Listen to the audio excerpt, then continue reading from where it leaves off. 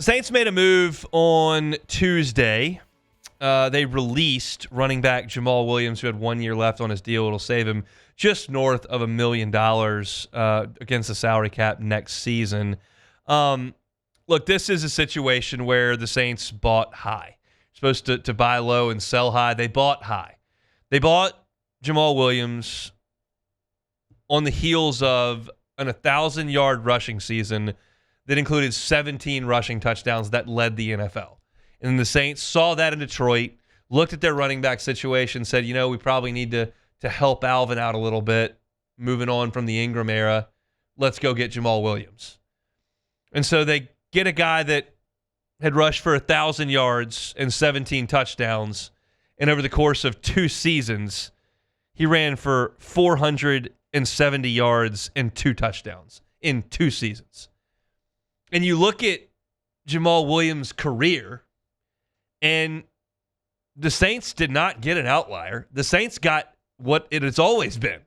I'll go through Jamaal Williams' early NFL career. He started with Green Bay. Here are his rushing touchdowns per season. 4, 3, 1, 2, 3. Got it? 4, 3, 1, 2, 3. Then he comes to New Orleans. 1, 1. I skipped over the 17. So if you're going to do it in order for his entire career, 4, 3, 1, 2, 3, 17, 1, 1. Then you look at yardage. 556, 464, 460, 505, 601. He's always right there for 5 years between 460 and 601. That's 150 yards. He's always right there.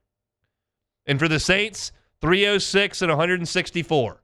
Like a dip at the end, but then you've got the outlier, 1,066 yards.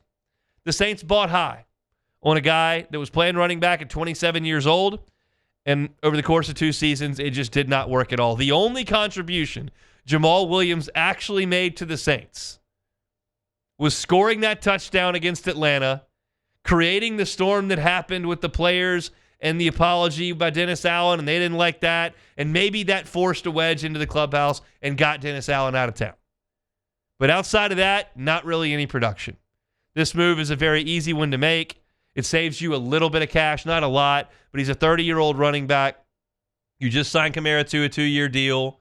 Kendre Miller is still here. Who knows if he can play or not. And you've probably got to dip into the draft or undrafted free agency and find somebody else that can help.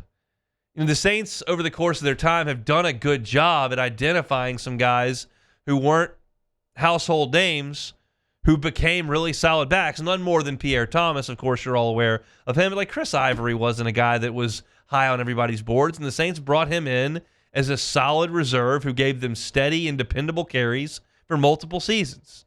And they got to find another one of those. You hope Kendre Miller emerges as a real breakout guy. I don't have a lot of optimism in that. You hope Alvin Kamara can maintain a solid level of play as the tread on the tire starts to wear off a little bit, and he's taking a lot of shots at an old age for a running back, but you've got him under contract for 2 more years. You got to go get another one, and that's easy to do. Running backs are a dime a dozen. You can find a lot of 6'1", 225-pound dudes who know how to carry the football. You can't find Saquon Barkley on any tree. You can't find Christian McCaffrey just anywhere. Derrick Henry is not plentiful, but you can find reserve running backs that can help. And if they're a little bit cheaper than Jamaal Williams, so be it. But this is a situation where this was not a misguided sign. It was not a terrible investment. It just didn't work. You thought that once he got a chance in Detroit, he had matured physically and was a pro in the league. He runs for 1,000 yards. The Lions decide now we're going to go with the guys we got, who are, by the way, pretty damn talented. And the Saints brought in Jamaal Williams, and it just flat did not work at all. So this was an obvious move. They've got to add somewhere at running back, but you don't lose anything here with this. They've got to do a lot more in terms of getting the salary cap to be compliant. This is a small step in the right direction, but really, hopefully opening the door, best case scenario, for a young signee that you bring in, whether that's late in the draft or in the undrafted free agent process, that comes in, turns some heads in camp, and can play for you for 3, 4, 5 years on a really cheap deal. Jamaal Williams can't do that. Can't play on a really cheap deal and can't play 3 or 4 more years. He's 30. So this is a situation where Jamaal Williams isn't bringing a lot to the locker room. He's not bringing you anything in terms of production. No, he's not saving you a ton of money, but it's easy to move on from and try to open that slot for a younger, less expensive player that may be able to help you for a longer time. I don't see that as the case with Tyrann Mathieu. I think he does bring some benefits. One, he actually starts, and 2, he's a great locker room guy.